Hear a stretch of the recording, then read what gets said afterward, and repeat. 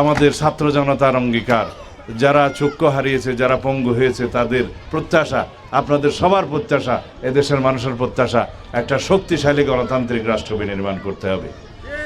এদেশের সকল মানুষের প্রত্যাশা, জনমানুষের প্রত্যাশা, জুলাইয়ের ছাত্র গণ অভ্যুত্থানের প্রত্যেকটি শহীদের রক্তের প্রত্যাশা, এদেশের শক্তিশালী গণতান্ত্রিক রাষ্ট্র বিনির্মাণ করতেই হবে ইনশাআল্লাহ। এদেশের এমন একটি গণতান্ত্রিক ব্যবস্থা চালু রাখতে হবে যে এই গণতান্ত্রিক ব্যবস্থার মধ্যে কোনোদিনই কোনো স্বৈরাচারের ফ্যাসিবাদের উৎপত্তি না হয়, উৎপাত না হয়। যারা এই দেশে ফ্যাসিবাদী শাসন ব্যবস্থা কায়েম করেছিল, শেখ হাসিনা, আওয়ামী লীগ, তারা এই দেশ থেকে বিতাড়িত হয়েছে। এই দেশের জনগণ তাদেরকে পালিয়ে যেতে বাধ্য করেছে। আবারও যদি কোনো রকমের কোনো দিন অগণতান্ত্রিক শক্তির উত্থান ঘটে, তাহলে আমাদের পরিণতি একই রকম হবে।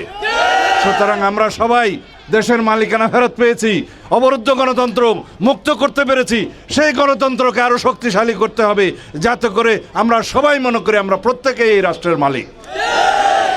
সুতরাং আগামী 12ই ফেব্রুয়ারি আমাদের প্রত্যেকের স্বাধীনভাবে, মুক্তভাবে নিজেদের ভোটাধিকার প্রয়োগ করতে হবে, আমাদের গণতন্ত্রকে শক্তিশালী করতে হবে ইনশাআল্লাহ।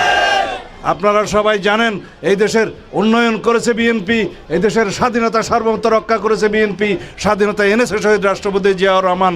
এই দেশের উন্নয়ন, গণতন্ত্র, প্রগতির সব কিছুর জন্য বিএনপি আজীবন সংগ্রাম করে গিয়েছে। এখনো পর্যন্ত ঐক্যবদ্ধভাবে জনগণকে সাথে নিয়ে আগামীতে আমরা ইনশাআল্লাহ এমন একটি সমৃদ্ধশালী, সাম্যভিত্তিক, মানবিক মর্যাদা ভিত্তিক সুবিচারের বাংলাদেশ প্রতিষ্ঠা করব। সেই প্রতিষ্ঠার জন্য আপনারা প্রত্যেকেই আগামী 12 তারিখে দানের শীষের পক্ষে সমর্থন দিবেন ইনশাআল্লাহ। এদেশের উন্নয়ন, অগ্রগতির, প্রগতির বিকল্প নাম বিএনপি, গণতন্ত্রের বিকল্প নাম বিএনপি। সুতরাং আমরা বাংলাদেশের পক্ষের শক্তি। যারা ভারতের পক্ষের শক্তি ছিল তারা ভারত পালিয়ে গেছে। আর একটি শক্তি যারা বিদেশি শক্তির গোলামি করে, তারা বাংলাদেশে বিভিন্ন রকম বিভ্রান্তিমূলক রাজনীতি করছে। তাদেরকে কি আসতে দিতে পারবেন?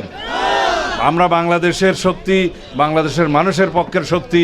আমাদের স্লোগান হচ্ছে সবার আগে বাংলাদেশ। স্লোগান কি? সবার আগে বাংলাদেশ।